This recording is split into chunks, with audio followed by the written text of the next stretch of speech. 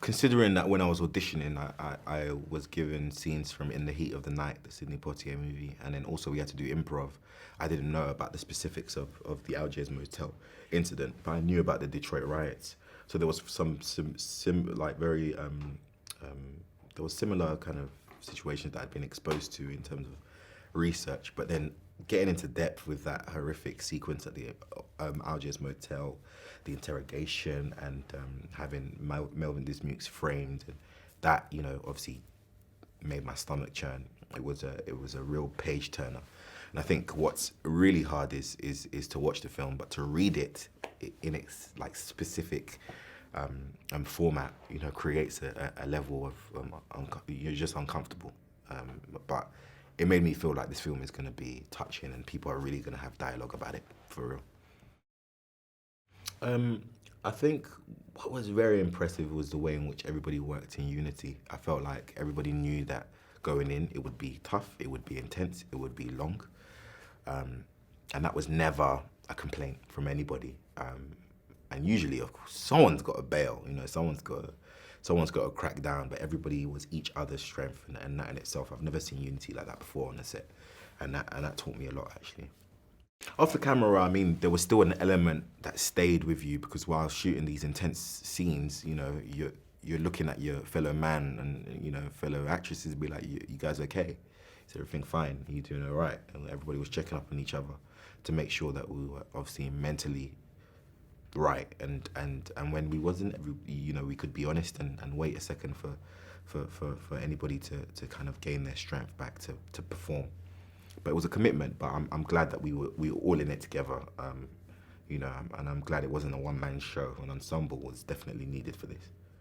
I think it's sad and unfortunate, and you know, it explains why we're seeing the rise of new movements now that are kind of an echo to the past of the civil rights movement. And I think these, you know, individuals who are trying to, you know, have what they should deserve, which is a peaceful world and a chance like everybody else.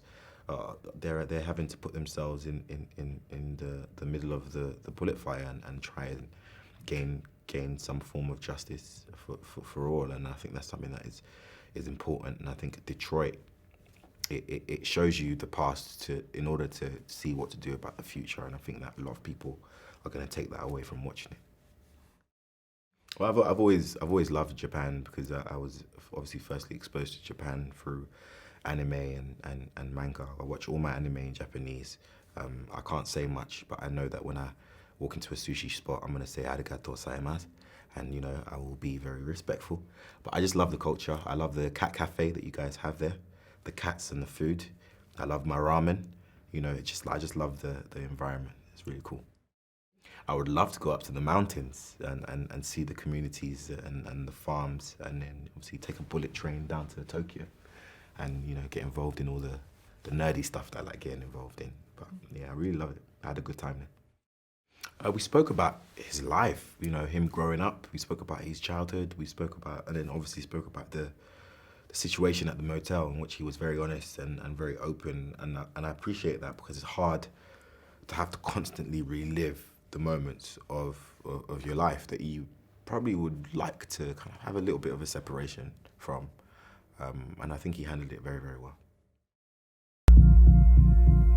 I assume this is about what went on at the motel. What happened at the motel? Here in Detroit, a city of war, violence continues. Police was there, state police, and there was a lot of shooting. When I went in there, 3 kids had been killed. You don't talk about this to anyone ever. You understand? This city has problems, but change is coming. I told you what I saw. They're kids. What's the matter with you? This is Detroit. We don't bluff. I need you to survive the night.